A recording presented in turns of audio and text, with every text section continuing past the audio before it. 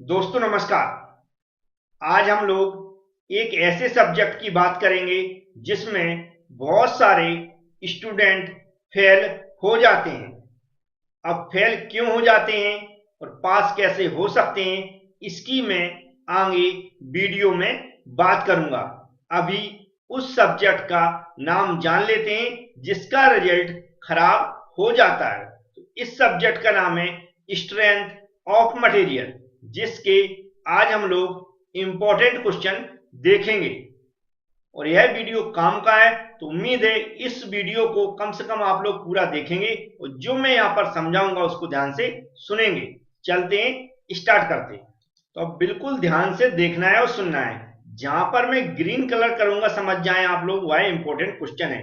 सबसे पहले आंखें बंद करके बिल्कुल ये जो सेकंड नंबर का क्वेश्चन आपको दिख रहा है जिसको मैं ग्रीन कर रहा हूं, इसको आप जितनी भी डिफरेंट टाइप्स की जो प्रॉपर्टीज होती है मटेरियल की, जो आप लोग थर्ड सेम में बीएमई में ऑलरेडी पढ़ चुके हैं, वह सभी प्रॉपर्टीज फिर से याद करना है। बिल्कुल याद करके रख लें जैसा मैंने ग्रीन कर दिया है। याद रखें, पर्टिकुलर याद करें सभी प्रॉपर्टीज को, क्योंकि आगे मैं बताऊंगा क्यों। सेकंड नंबर पर जो यहां पर लिखा डिफरेंट टाइप्स के जो फोर्सेस होते हैं उनको भी आप याद कर लें। तो सेकंड क्वेश्चन ये हो गया।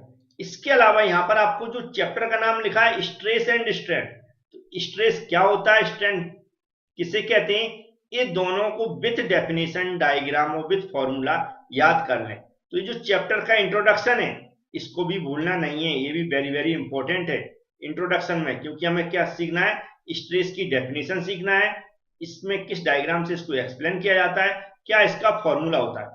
सेम कंसेप्ट हमें स्ट्रेन का सीखना है, इसकी डेफिनेशन सीखना है और ये किस डायग्राम से इसको एक्सप्लेन किया जाता है और क्या इसका फॉर्मूला होता है विथ यूनिट।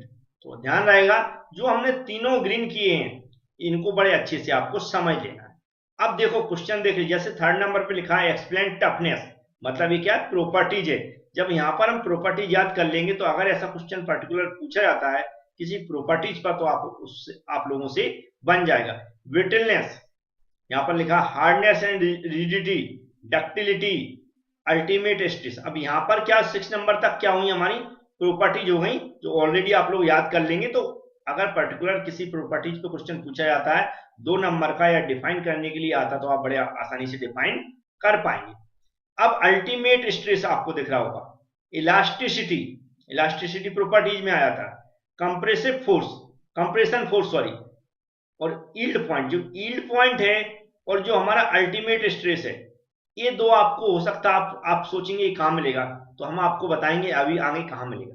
जब आप स्ट्रेस स्ट्रेन डायग्राम पढ़ेंगे जो माइल्ड स्टील के लिए, तो वहां पर ये पॉइंट आपको मिल जाएंगे। याद रखें stress strain diagram for mild steel, तब आपको ये जो हमारा यील्ड पॉइंट लिखा हुआ है, अल्टीमेट स्ट्रेस है, ये सब मिल जाएंगे, तो याद रहेगा। जबकि जो हमारा यहाँ पर कंप्रेशन फोर्स है या टेंसाइल फोर्स है वो कहां मिलेंगे, टाइप्स ऑफ फोर्सेस में।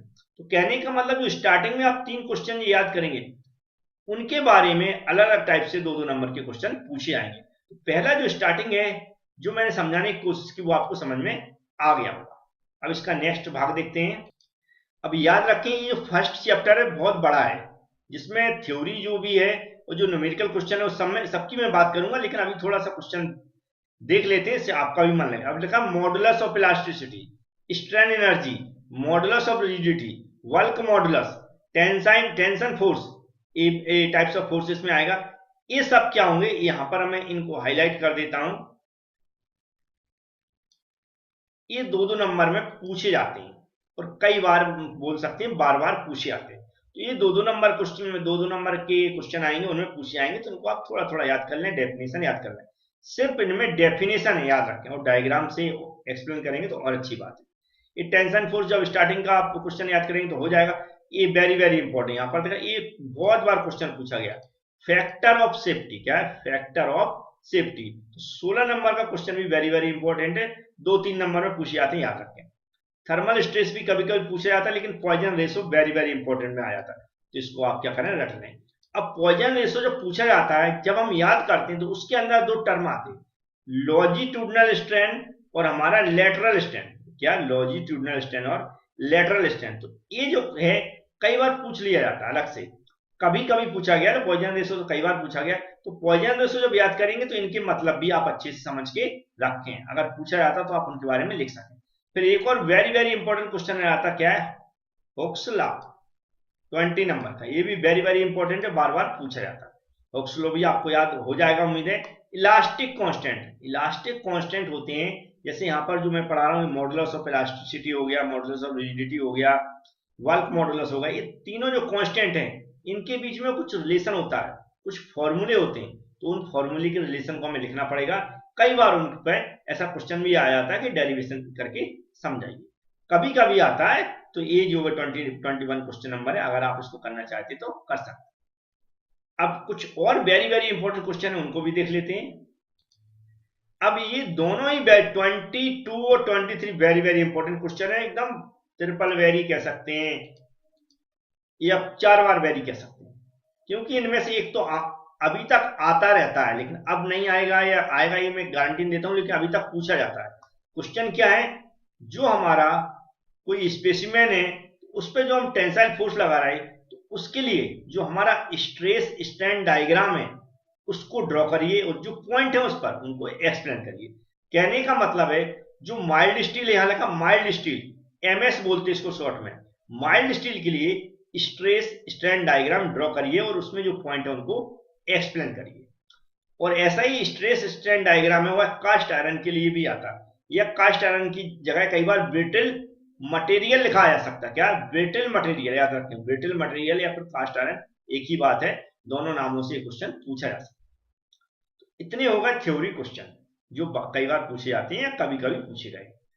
अब एक बच्चे का जो क्वेश्चन था, मैसेज आया था कि सर क्या स्ट्रेंथ ऑफ मटेरियल के अंदर हम सिर्फ थ्योरी पढ़ लें तो पास हो जाएंगे? तो मैं आपको क्लियर बता दूं, स्ट्रेंथ ऑफ मटेरियल एक ऐसा सब्जेक्ट है, अभी तक की रिकॉर्ड के आधार पर बता रहा हूं मैं, आगे की नहीं, अभी तक का जो रिकॉर्ड रहा है उसमें आपको कम से कम 2 चैप्टर के, कम से कम 2 चैप्टर के न्यूमेरिकल क्वेश्चन तो अच्छे से करना ही पड़ेंगे। मतलब 5 चैप्टर में अगर 5 चैप्टर के नहीं करना चाहते तो 2 चैप्टर के बहुत अच्छे से कर लें, और जो मैं थ्योरी बता रहा हूं उसको आप अच्छे से समझ के या फिर उसको रट लें। समझ में आए? कम से कम 2 चैप्टर। पहला चैप्टर बहुत बड़ा है, अगर ऐसे स्टूडेंट हैं जो सब कुछ करके जाना चाहते हैं, जो चाहते हैं 70 नंबर का हमारा क्वेश्चन अटेम्प्ट हो, तो आपको थ्योरी भी साथ में पढ़ना पड़ेगी। और प्रत्येक चैप्टर से न्यूमेरिकल क्वेश्चन पूछे जाते हैं, ये भी एकदम पक्का है, प्रत्येक चैप्टर से न्यूमेरिकल क्वेश्चन पूछे जाते हैं एकदम 100%। तो सभी चैप्टर के आपको न्यूमेरिकल क्वेश्चन करने पड़ेंगे और आपको थ्योरी भी पढ़नी पड़ेगी। बहुत सारे स्टूडेंट हैं जो मतलब ऐसी तैयारी करना चाहते हैं कि पास हो जाए कैसे भी। तो याद रखें, थ्योरी के जो इंपॉर्टेंट क्वेश्चन मैं बता रहा हूं वो आप अच्छे से रख लें और किन्हीं 2 चैप्टर के न्यूमेरिकल क्वेश्चन पढ़ लें। पहले चैप्टर में जो इजी न्यूमेरिकल क्वेश्चन है वो आप तैयार कर लें, जो आपको लग रहा है टफ है उनको छोड़ दें। न्यूमेरिकल इजी आएंगे याद रखें, लेकिन टफ आपको लग रहा है तो छोड़ दें, उनमें उनसे परेशान ना हो, उनमें दिमाग अपना खराब ना करें। कुछ चैप्टर आगे ऐसे होंगे जिनको मैं बताऊंगा कि इनको आप बिल्कुल तैयार कर लें, उनके न्यूमेरिकल आपसे बन भी जाएंगे। तो याद रखें, आगे मैं बताऊंगा। ये फर्स्ट चैप्टर है, इसमें कुछ और भी टॉपिक है सिलेबस में, जैसे gradually applied load, suddenly applied load और इम्पैक्ट लोड। इनकी डेरिवेशन कम पूछे जाते हैं, इन पर डेरिवेशन बनते हैं लेकिन डेरिवेशन कम पूछे जाते हैं। इन पर न्यूमेरिकल क्वेश्चन पूछा जाता है और स्ट्रेंथ एनर्जी फाइंड आउट करने के लिए आती है। क्या?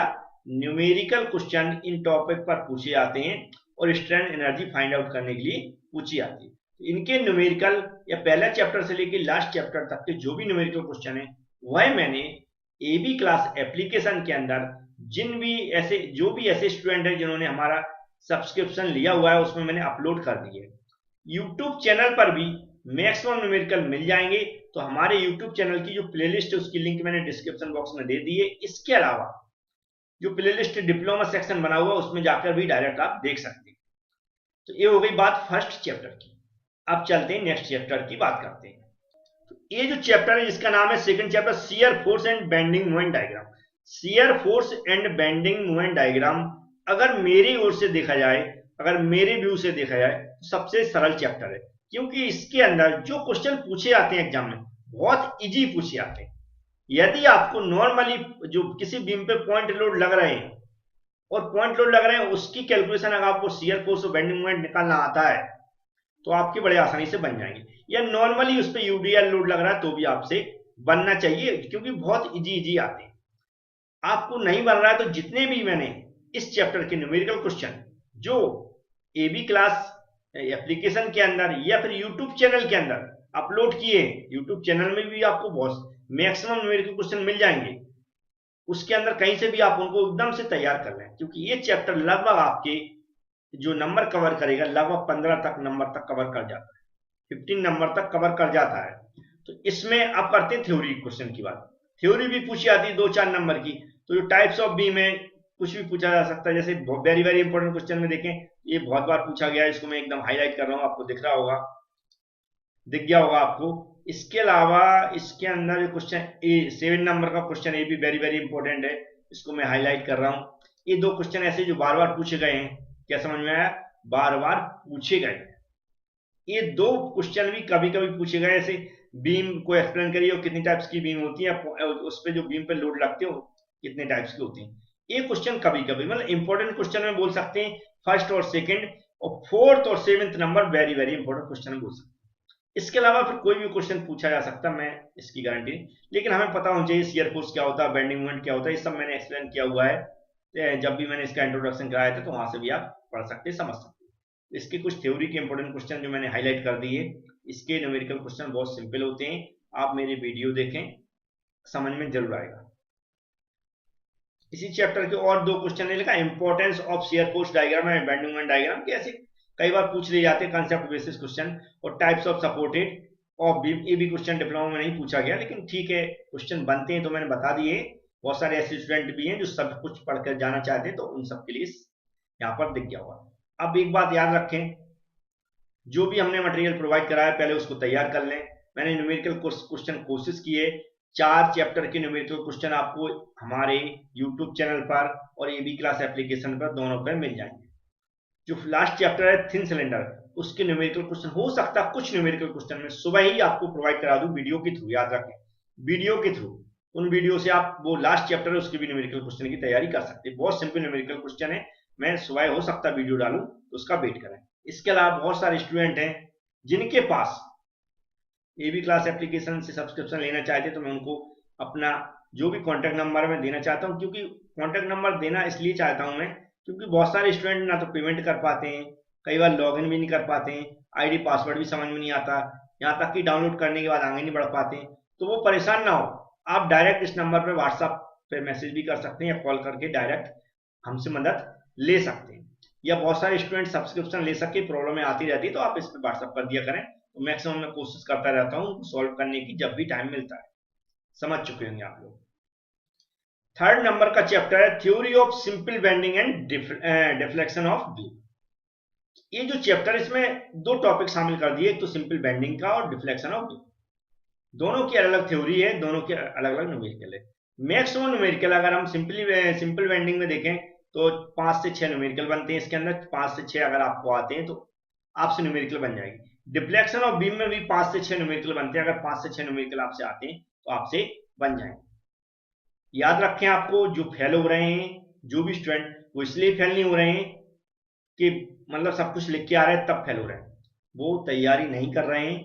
उनका जो यूनिट कन्वर्जन है, यूनिट में कैसे कन्वर्ट करते हैं एक वैल्यू को किसी दूसरी वैल्यू में, वो सब नहीं आता। उनकी जो कैलकुलेशन है वो बहुत मिस्टेक है उसमें, जब मैं कॉपी चेक करता हूँ तो आपको क्लियर बता रहा हूँ, है ना, बहुत सारी मिस्टेक हैं, जो पूछा गया वो बताते नहीं है, मतलब कुछ और कैलकुलेशन कर रहे हैं। तो इंपॉर्टेंट क्या है, प्रैक्टिस। अभी आपके पास समय है, एग्जाम लेट हो रहे हैं, तो आप प्रैक्टिस कर सकते हैं। इन्हीं अगर आपको लग रहा है आप वीक हैं तो 2 चैप्टर के न्यूमेरिकल तैयार कर लें, जैसे कि shear force and bending moment diagram को आप अच्छे से तैयार करें, बनेगा आपसे, गारंटी है। इसके अलावा आप चाहें तो इस चैप्टर के भी 10 से 12 न्यूमेरिकल, टोटल 12 न्यूमेरिकल हैं इस चैप्टर से, 12 के 12 न्यूमेरिकल तैयार कर सकते हैं, क्योंकि पूरा का पूरा फॉर्मूले बेस है। अगर आपको फॉर्मूले याद हो जाते हैं तो इस चैप्टर के भी न्यूमेरिकल क्वेश्चन कर पाएंगे। इसमें जो देखिए न्यूट्रल एक्सिस से very very important theory question है, बहुत बार पूछा गया, तो इसको मैंने हाईलाइट कर दिया है। इसके मॉडुलस ऑफ सेक्शन के ऊपर भी कई बार क्वेश्चन पूछा गया, ये भी इंपॉर्टेंट कह सकता हूं मैं। इसके अलावा जो एजम्पशन, ये भी इंपॉर्टेंट होता है। अब यहाँ पर देखेंगे, अब इसके अलावा जो क्वेश्चन पूछे जाते हैं रेडियस ऑफ कर्वेचर, ये भी कभी कभी पूछा जाता है। इसके अलावा ये क्वेश्चन कभी कभी पूछेगा, नहीं पूछेगा, नहीं पूछेगा, ये भी याद रखें। तो अदर क्वेश्चन भी आपको पढ़ना है, लेकिन जी वेरी वेरी इंपॉर्टेंट कर दिए तो रट ही लेना, आपको इतना तो रट के जाना पड़ेगा कम से कम। और हाँ, मूवमेंट रेजिस्टेंस ठीक है, इतना ठीक है, कम से कम 1 3 7 8 तो आपको रट लेना, बकाया सब थोड़ा थोड़ा पढ़ लेना अगर बनता है, क्योंकि ये थ्योरी होती है इंट्रोडक्शन जब हम पढ़ते हैं तो उसके अंदर ये सब शियर स्ट्रेस इन बीम में क्या होता है, रेजिस्टेंस मूवमेंट क्या होता है, ये सब नॉर्मल इंट्रोडक्शन के अंदर, डिफ्लेक्शन इन बीम क्या होता है, ये सब हम इंट्रोडक्शन कराया है तो वहां पर आप समझ जाएंगे। अब इसके अदर जो डिफ्लेक्शन ऑफ बीम है इसकी थ्योरी देखते हैं। तो उम्मीद है अब तो वीडियो को लाइक कर दें। ये थर्ड सब्जेक्ट है जिसके मैं इंपॉर्टेंट क्वेश्चन कंटिन्यू डाल रहा हूँ। लाइक जब हम देखते हैं तो बहुत कम आते हैं, यहाँ तक कि बहुत सारे स्टूडेंट इस इंतजार में जब वो टाइम टेबल आ जाएगा, बिल्कुल गैप आ जाएंगे जब हम इंपॉर्टेंट क्वेश्चन की तभी देखेंगे। तो आपके पढ़ने का कोई मतलब नहीं है, मेरे कहने का मतलब रिजल्ट आता है उसमें 2 2 3 3 4 4 बैक लग जाती हैं, लेकिन समय का सही उपयोग नहीं कर पाते आप। जैसे यहाँ लगा स्लोप इन बीम हो गया, differentiate equation of deflection of beam bending equation formula हो गया, तो इसके भी एग्जाम्पशन आप अच्छे से याद कर लें, 15 नंबर जो क्वेश्चन है। इसके अलावा स्लोप एंड डिफ्लेक्शन क्या होता है, ये हमारा 14 नंबर क्वेश्चन भी आप याद कर लें। इसके अलावा ठीक है, चल जाएगा। बेंडिंग इक्वेशन लिखना आना चाहिए आपको। बेंडिंग इक्वेशन क्या होती है, कई बार सिर्फ बेंडिंग इक्वेशन लिखने को आ जाती है और उसमें जो टर्म है उनको हमें बताना पड़ता है कि कौन कौन से टर्म है। तो बेंडिंग इक्वेशन, ये 3 क्वेश्चन तो मैंने कम से कम हाईलाइट कर दिए, इनको तो आप अच्छे से पढ़ लें, कोई प्रॉब्लम की बात नहीं है, तो इतना तैयार कर लेंगे आप। न्यूमेरिकल क्वेश्चन मैं बता ही चुका हूँ, इसके अंदर 10 से 12 न्यूमेरिकल क्वेश्चन है, जो मैंने बताए हैं उतने ही कर लें आप, उनको लेके समझ के करें। उस तरह के क्वेश्चन आते हैं तो आप उनको सॉल्व कर पाए। ये भी एक इंपॉर्टेंट चैप्टर है, शाफ्ट एंड स्प्रिंग। दो टॉपिक सामने, एक शाफ्ट है और एक स्प्रिंग है। इसके भी क्वेश्चन शाफ्ट के तो 100% पूछे आते हैं, शाफ्ट के थोड़े इजी भी न्यूमेरिकल भी हैं अगर पूछे आते तो, लेकिन टफ भी हैं ऐसा नहीं कह सकते, लेकिन फॉर्मूले बेस हैं, अगर फॉर्मूले याद है तो आप कैलकुलेशन कर पाएंगे। जैसे कि यहाँ पर देखें, अगर नॉर्मल छोटे छोटे क्वेश्चन इसमें पूछे आते हैं, इसमें देखें तो जो हमारा टोर्सन हो गया, कंसेप्ट ऑफ टोर्सन हो गया, टोर्सनल रिजिडिटी क्या होती है, इसको आप थोड़ा सा याद कर लें टोर्सनल रिजिडिटी के बारे में। Movement of inertia, polar movement of inertia क्या होता है, इसको भी आप याद कर लें। एजम्पशन तो इसको भी आपको याद करना पड़ेंगी। टोर्सन हो गया, टोर्सनल कंसेप्ट ऑफ टोर्सन हो गया, ये हमारा शाफ्ट पता होना चाहिए, शाफ्ट क्या होती है, क्या उपयोग है, इतना कम से कम पता होना चाहिए बेसिक। तो ये इतने क्वेश्चन कम से कम आप इसकी थ्योरी के याद कर सकते हैं। इसके न्यूमेरिकल भी में बहुत ज्यादा न्यूमेरिकल इसके करवा सकते हैं, मैक्सिमम। अब करवाने की बिल्कुल जरूरत नहीं, जितने हैं आप उतने कर लें, आपका काम हो जाएगा। याद रखें, यहाँ पर न्यूमेरिकल क्वेश्चन सेम के सेम बहुत कम आते हैं, कुछ ना कुछ वैल्यू चेंज होके आती है, तो आप इस चक्कर में ना रहेंगे सेम के सेम न्यूमेरिकल आएंगे। अगर आ जाते हैं तो आपकी बहुत लक है आपका, तो इसलिए आप वैसा न्यूमेरिकल जैसा यहाँ करके जाएंगे वैसा ही न्यूमेरिकल आएगा, वैल्यू वही पूछी जाएंगी, लेकिन जो वहां पर न्यूमेरिकल वैल्यू आएंगी उनमें कुछ ना कुछ परिवर्तन आएगा, यूनिट में कुछ ना कुछ परिवर्तन आएगा, तो ये याद रखें। जैसे स्प्रिंग के कुछ क्वेश्चन है, स्प्रिंग के न्यूमेरिकल थोड़े टफ हैं, हो सकता आपसे ना बने तो इसको स्किप कर दें, मेरी सलाह है। स्प्रिंग के न्यूमेरिकल आपसे नहीं बन रहे हो क्योंकि थोड़े टफ हैं, फॉर्मूले भी बहुत ज्यादा हैं, कैलकुलेशन भी थोड़ी टफ है, तो आप इसको स्किप कर सकते हैं, छोड़ सकते हैं। तो यहाँ नॉर्मली स्प्रिंग का क्लासिफिकेशन हमें पता होना चाहिए। 8 नंबर का क्वेश्चन मैंने हाईलाइट कर दिया, स्प्रिंग का क्लासिफिकेशन पता होना चाहिए, ठीक है। इसके अलावा यहाँ पर हेलिकल स्प्रिंग के बारे में थोड़ी सी जानकारी भी रखना है आपको, मतलब याद कर लेना। ये भी स्टिफनेस ऑफ स्प्रिंग पर भी क्वेश्चन पूछा जा सकता है। और यहाँ पर क्लोज कॉइल्ड हेलिकल जो स्प्रिंग है 7 नंबर का, इस पर भी क्वेश्चन पूछा जाता है। इसके अलावा अगर जो हमारी स्प्रिंग, लीफ स्प्रिंग, जब आप इसका क्लासिफिकेशन पढ़ेंगे तो उसमें एक लीफ स्प्रिंग है, लीफ स्प्रिंग के बारे में थोड़ा सा आप पढ़ लें, है ना। लीफ स्प्रिंग के बारे में जब आप पढ़ लेंगे तो मुझे उम्मीद है, कई बार पूछा गया, मैं ये नहीं कह सकता हूँ गारंटी, लेकिन फिर भी हमने यहाँ पर लिखा नहीं है, तो आप लीफ स्प्रिंग के बारे में भी थोड़ा स्टडी कर लें। न्यूमेरिकल शाफ्ट के कर लें, इसके छोड़ सकते हैं आप अगर करना चाहते हैं, तो मैंने तो प्रोवाइड करा दिए हैं, मतलब हैं, आपको मिलेंगे, एप्लीकेशन के अंदर भी मिलेंगे और यूट्यूब चैनल के अंदर भी मिलेंगे, तो आपके ऊपर, आपके पास टाइम है तो आप कर सकते हैं। इस सब्जेक्ट का ये लास्ट चैप्टर है। हमारे चैनल से अगर फायदा मिलता है तो चैनल को सब्सक्राइब जरूर करें, बेल आइकन पर क्लिक करें, जिससे आपके आने वाले सेमेस्टर की भी मदद हो सके और इस सेमेस्टर में भी आप जो भी वीडियो मैं प्रोवाइड कराऊंगा उसका नोटिफिकेशन आपके पास पहुंच सके और उसको टाइम से देख सके।